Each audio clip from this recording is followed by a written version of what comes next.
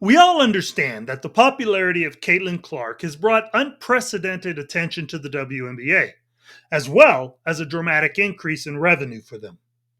We also understand that in most cases, increased attention to a sport is a very good thing because it also brings the hope of establishing new fans. That one thing a sport needs to always do well, as it is the only means of increasing the financial benefit whereby the sport and its athletes can be sustained. However, the type of attention that is needed for this to happen is good attention, not the type of attention that makes its athletes look laughable and pathetic. With that said, the way many of the players in the WNBA have conducted themselves publicly with their race baiting, catty, immature, jealous reactions to the popularity of Caitliin Clark, and by what we see from them in gameplay, wherein they are excessively physical and even at times assaulting of her, they are, in the opinions of many, only solidifying why they have never been able to increase their fan base and why, going forward, they probably never will. But let's be brutally honest about what is actually happening in the WNBA concerning Caitliin Clark and why it is happening.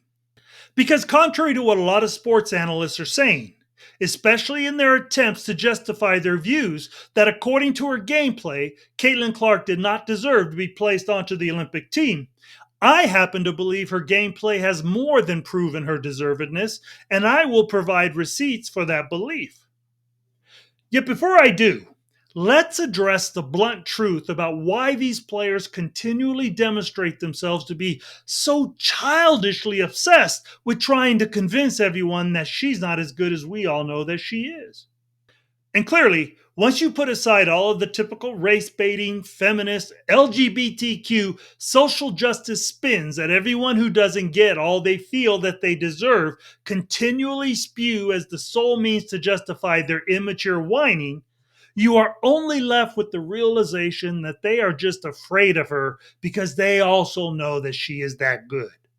And that scares the heck out of them because their childish insecurities make them feel that the level of her success and popularity will only make them less in the eyes of the few fans that they already have.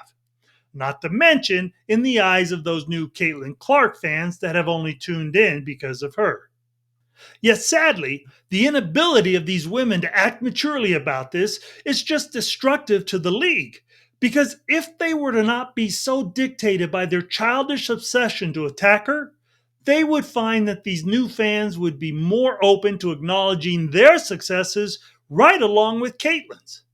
In fact, to prove this, here is what was written in an ESPN article dated April 2nd, 2024, concerning the Iowa and LSU's Elite Eight tournament game. It says this: Iowa's 94-87 victory over LSU in the Elite Eight of the women's NCAA tournament Monday night averaged 12.3 million viewers on ESPN, according to Nielsen. That makes it one of the most viewed games in any sport other than NFL football over the past year. Iowa LSU outdrew all but one of the 5 games in last year's NBA Finals, along with the clinching game of last year's World Series, 11.48 million. It was also the most watched men or women's college basketball game ever on ESPN, more than doubling the prior largest audience. Folks, this was college women's basketball, outdoing not just the college men's NCAA tournament, but beating out the NBA Finals and the winning game of the World Series. So clearly, this should be enough evidence for these women to see that nothing will be taken away from them for simply being as good as they are and by embracing that Caitliin Clark is as good as she is. However, it's unfortunate, but none of us think that anyone in the WNBA, from the players up to the league president, has the ability to embrace the maturity, logic, and common sense necessary to actually bring about this level of benefit for the league. So, knowing that this is the thick wall that prevents this league and the Olympic Selection Committee from viewing Caitliin Clark in the realm of reality, whereby they stubbornly hold to their statement that Caitliin Clark's gameplay did not warrant her being on Team USA, I offer the records that Caitliin Clark has achieved within the WNBA after only having played 12 games. First, she tied the record for most threes made in a single game with 7, a record that has been unbroken for 25 years. It was a record held by Crystal Robinson back in 1999. 2. Caitliin Clark became the first rookie since Breanna Stewart in 2016 to have 5 games of scoring at least 15 points with 5 assists and 5 rebounds. Clark reached this accomplishment in just the first 15 games of her rookie season. It took Stewart until September of her rookie year to achieve that feat. 3. Caitliin Clark became the fastest WNBA rookie ever to score 200 points and record 50 assists. She achieved this after only 12 games. 4.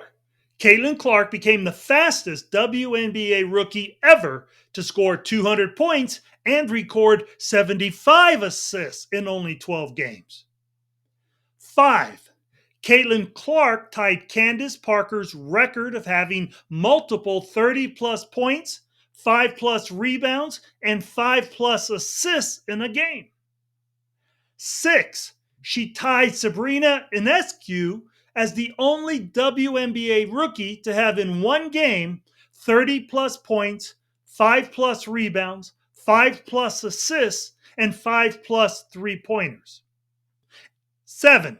And biggest of all, Caitliin Clark was the first rookie in WNBA history to have a game with 30 points, 5 rebounds, 6 assists, 3 steals, and 3 blocks. In the league's 28-year history, only 4 other players, and not rookies, have done the same. And she did this in only her 8th game when the Fever played the LA Sparks. Now, if this year's gameplay was so important to the Olympic Selection Committee in the decision-making process, how is it that after having attained so many records within the first 12 games of her rookie season, does this not equate to her gameplay being good enough for the Olympic squad? After all, Brittany Griner missed the first 12 games of this season, returning on June 7th, which was only 4 days before the Olympic roster was announced. How did her gameplay in this year's season get her on the team? And how about Chelsea Gray, who has also made the team, even though she hasn't played in a single game this year due to a foot injury she sustained in last year's finals? How has her non-existent gameplay in this year's WNBA season justified her placement on Team USA?